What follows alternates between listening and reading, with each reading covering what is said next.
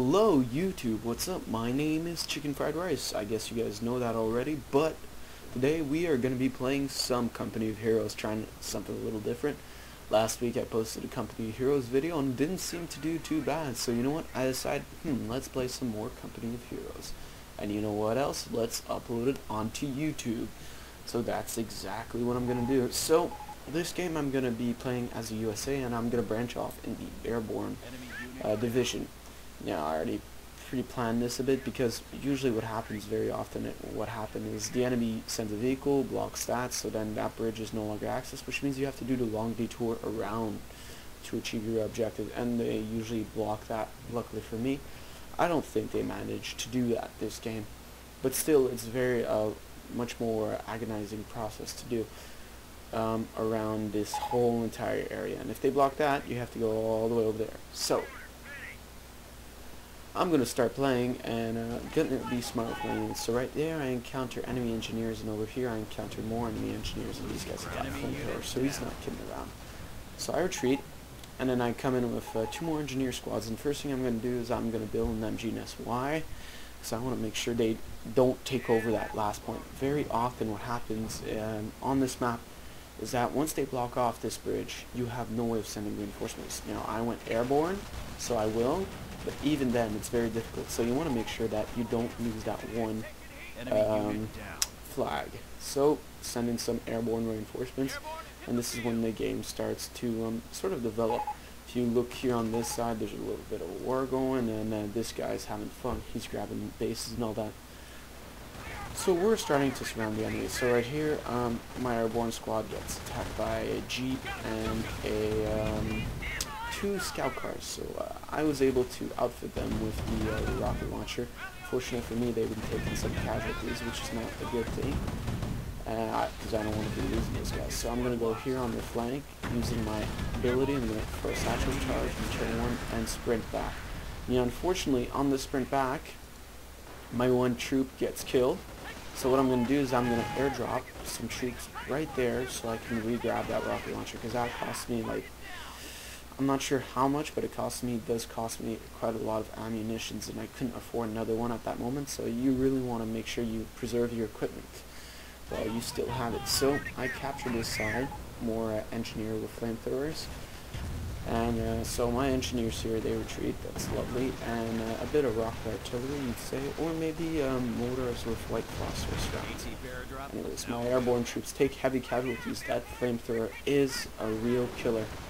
So right here I'm moving in using my airborne troops, assisted by an MG squad, to take this objective. So I'm going to send in my airborne troops there to take the objective, and use the MG squad in combination with an anti-tank gun, which I'm going to deploy, because right here I see, okay, there's no way I'm taking these guys on alone. So I drop in an anti-tank gun, start using that. They run away right away. They're not going to stay and fight that, because they're in a real bad position. So immediately what I'm going to do is I'm going to start capping, and because my MG team can pretty much suppress anything that tries to get near my AT gun, which pretty much sets me up fine. Here I secure the bridge. I got 1 airborne squad on each side, and I've got a mortar emplacement ready to fire in position, so I really want to make sure no one breaks through, and it's a good ambush.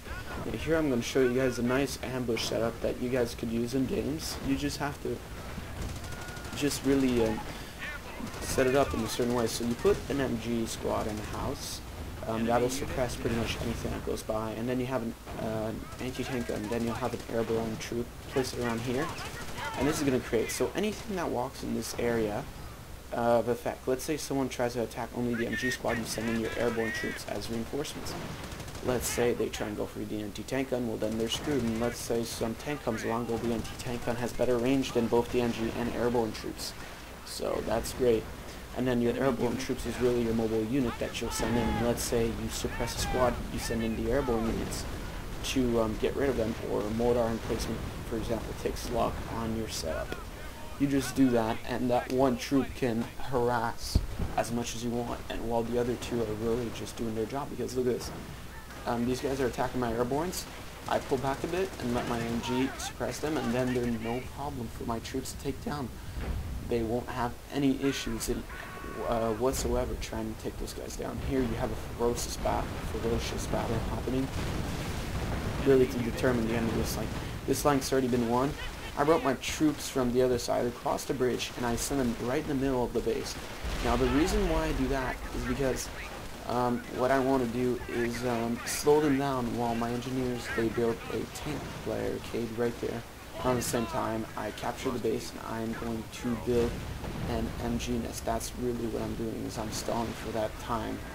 So right here I get attacked by a squad which takes down my engineers, which is unfortunate. So I retreat those guys and I wait for another squad to come, but I still put that barricade up, which doesn't seem to be completely blocking their access, which it should, but that means I didn't set it up properly. Even then, I build this to prevent them from really capping it easily, and I place my anti-tank gun, move up my MG, and I move up my mortars, all there, to defend the bridge. So the bridge is blown up. I send all my troops over here to help contain the situation. An advancing star just completely destroys my troops, takes down my airborne, takes down my MG, my anti-tank right there.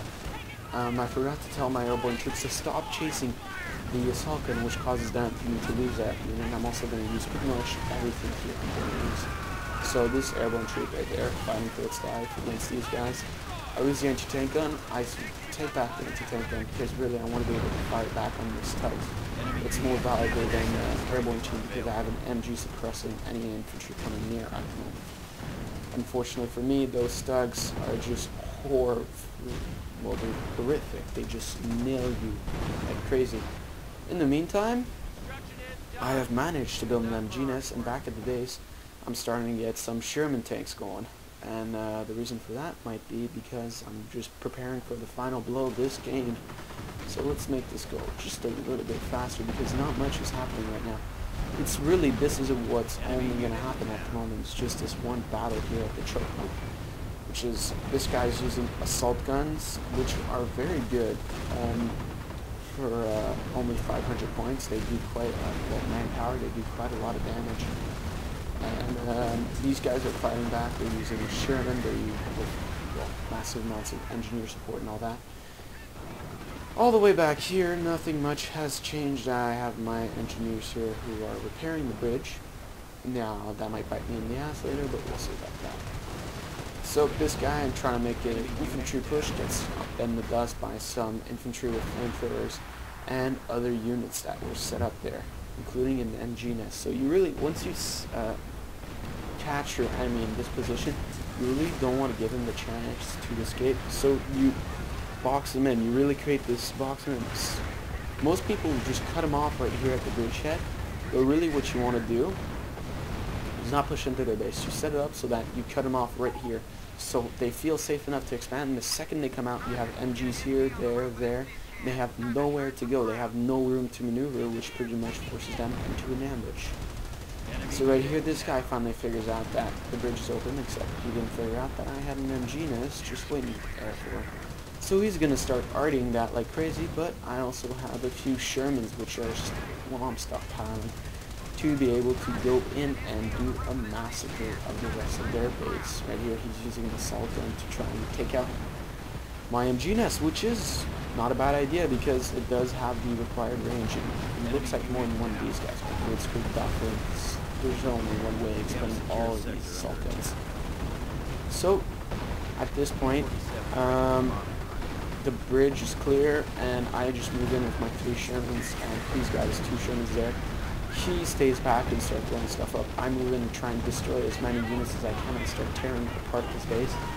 And one of the things, since you're playing as Airborne, one of the things you need to keep into account is you can call in reinforcements. So right in the middle of his base, I called in anti-tank gun and some infantry.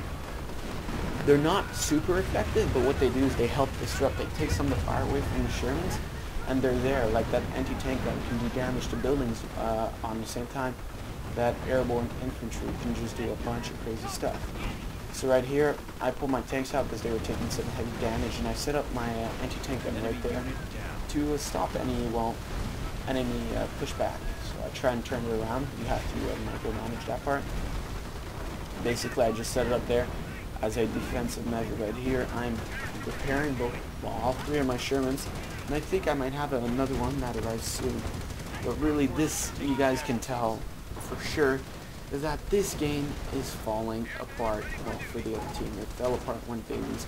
Once you lose your bridges and you're boxed into your base, well, then that's it. You're done. You're done. There's nothing you can do. You can amass all the infantry in the world and span them out here, and then this guy can just use his one capillary Sherman and completely annihilate all your troops that he's sending. Except this guy's using his capillary to bombard the base, but still, it's the idea. So, that's the end of the game. So as usual, guys, thanks for watching. Leave your comments below. Please subscribe. And I will see you guys all next time.